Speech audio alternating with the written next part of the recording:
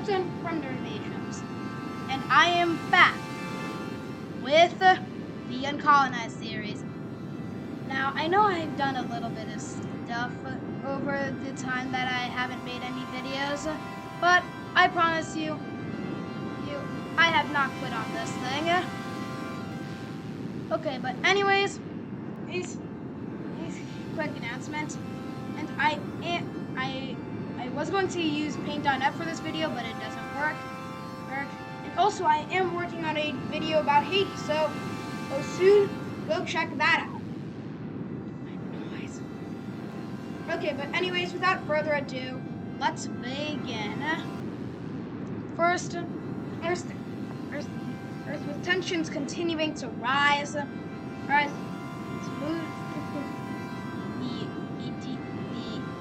Kingdom of Congo does two things. First, they make an alliance between them and their puppet/allies, forming the Congo Alliance. It's this time spelled with a C, unlike the Congo, which is spelled with a K. Meanwhile, Angola, the Mbunde, now commonly referred to as Zimbabwe, and Botswana also made the Zambezi League with two goals. Number one, military and economic defense, and number two, to maintain full control over the Zambezi. Meanwhile, these small states formed the Angola Alliance. Ironic, because its literal job is to keep the states protected from Angola. Dang. Also, the Great Imperial Alliance was made. This alliance wasn't great, nor was it imperial. It contained Sudan and revolting Ethiopia, Libya, and Mali, or at least the communist parts of it, and also Ivory. They worked extremely, especially concerningly, close with Italy and Germany,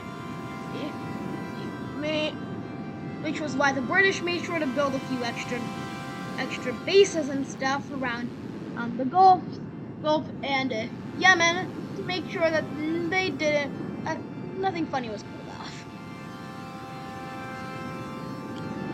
Altogether, tensions just continued rising, and it was a massive concern that this would entail into a war. Okay, here's our alliance map. Okay, now I'm just going to color the British and French. Boom. Okay, so here's the alliance map by this point. In 1938. See, but for 1938 though, not much actually occurred. All that really happened was that threats for war only continued spreading, with countries like the Sokoto, a republic, now a republic, and the Chad Republic. Also recently, we got a monarchy overthrown into a republic. This is because the last video didn't exist, okay? But they both now stood under the major issue of being sandwiched between alliances. And in 1939, September, the war began. Now, for the first few weeks, nobody actually committed to the war, or in Africa.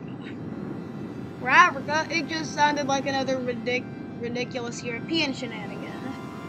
But we already saw what happened in World War I.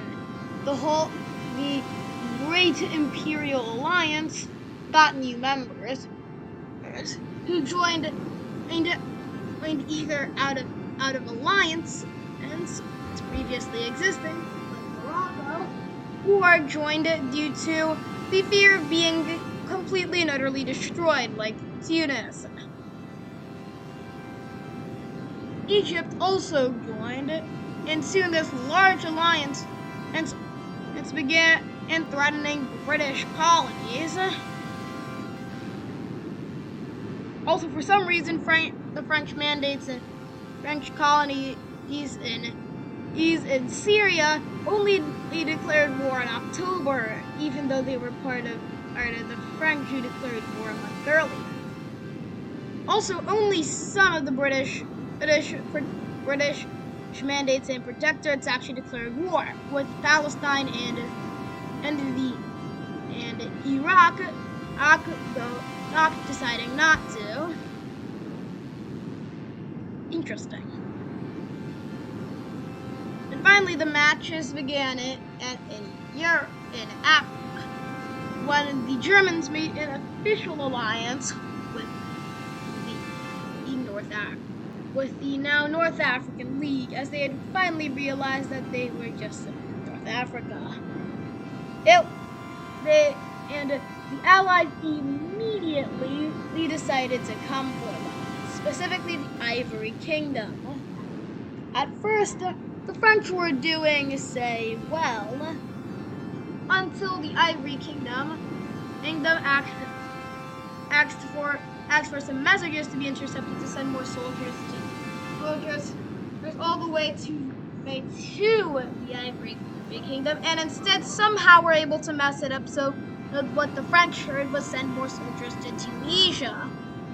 Tunisia was a failed offensive, and even worse, for this it meant that the soldiers who were supposed to be allocated in the front against the Ivory Kingdom instead were somewhere else, and so they were able to overpower their enemies. It seems that the Ivory Kingdom are just extremely good at not losing a war. They then came for the British, taking British Volta, and going for Dahomey and Ghana at the same time. They weren't able to get to the coast. It seems that they are just like the Ashanti. They did not get to the coast. Skill issue. But they did take everything away that wasn't next to it, i.e. defended by the British, actually. Meanwhile, also Ethiopia officially joined the Allies, not out of hey, let's help the British, or we have to help, but rather because they needed aid, because they just got totally clobbered. Sure, they were able to take back the capital province, but they lost 2 other regions in their entirety. Meanwhile, the Congo continued abstaining from the war until the Germans made a plan for that too. You see, they desired the Congo as a colony. They saw how rich the land was in natural resources and how it had boomed economically for the last few years. And so they decided to pull some strings in their once colony, Cameroon. After spending months pulling all these strings, they were able to convince both Cameroon and the Oro Confederacy that their side was the better side. It was when the Oro Confederacy joined the war against the Allies. It was then when the Congolese finally joined and then declared war on Cameroon. Didn't really matter, as quickly the Zonde was captured, and just months later, the entire Bon Kingdom had decided to opt out. I didn't get out. By opt out, they switched sides. The same aim in the others of the 3 sisters, pushing the front lines deep.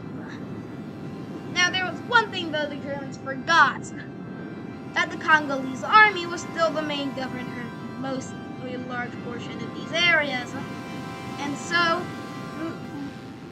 the Congolese simply just said, yeah, it's kind of our territory still, so do we really care that you switch sides? No. And they came straight back. Oh God, is that shady thing? Disgusting. Okay, there is no way this. Who in Microsoft Paint ever created this? I need to know. Okay, this is better. This is what I'm talking about. Then the Congolese went back for another offensive. At first, their offensive was successful until it wasn't very successful anymore.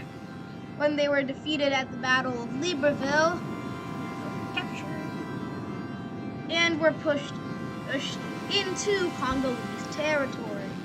This was horrible news. And they were only getting worse news as forces were pushing into the Congo River, and some soldiers had already crossed it.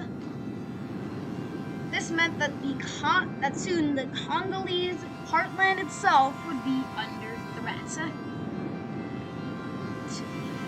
To the west, to the east, the chaos of us in the region only continued, with finally basically power bases being established by both sides. The free and democratic Egypt had mostly consolidated the north, while the south had been consolidated by the dictatorial Egypt. Here the Holocaust began to trickle down into Africa. These nationalist Ethiopians had made it their work to try and remove the Oromo populations. And so began the Oromo genocide, which started in 1940. By 1944, it would have killed 2/3 of Oromos living in Ethiopia.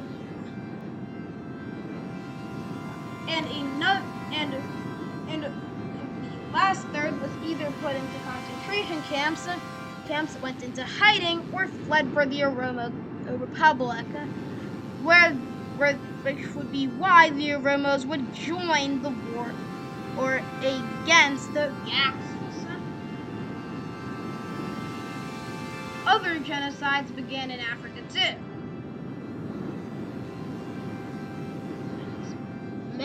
One of these would be the Amazigh genocides, these of 1941 to 1945, which would occur as the Moroccans were pressured by the Germans to kill the native Africans of the land. This would also be the reason why soon Libya and Niger would switch sides.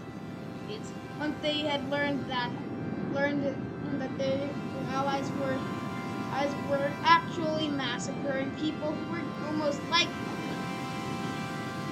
And distrust in the region only continued to brew, with Algeria breaking into civil war in late 1940. Also, Mali itself joined the Allies, but it had a second civil war deciding if they should join the Allies or the Axis again, where somehow the Axis still managed to win. This time, they actually consolidated the nation and called for Mali to take over the entirety of West Africa, starting with Boudeh-Jalone. Boudeh-Jalone had mostly stayed out of the war.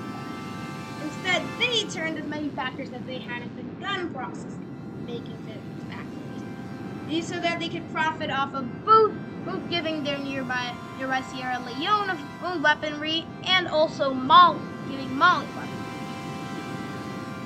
But when the same guns were pointed back at Boudeh-Jalone, when it wasn't the most beautiful thing.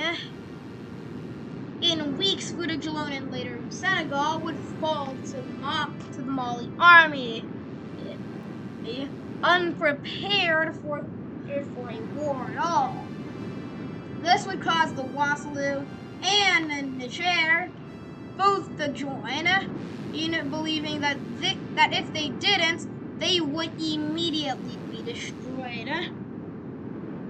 They'd fund rebellions, start and send aid, do anything that they could to stop the Mali Empire.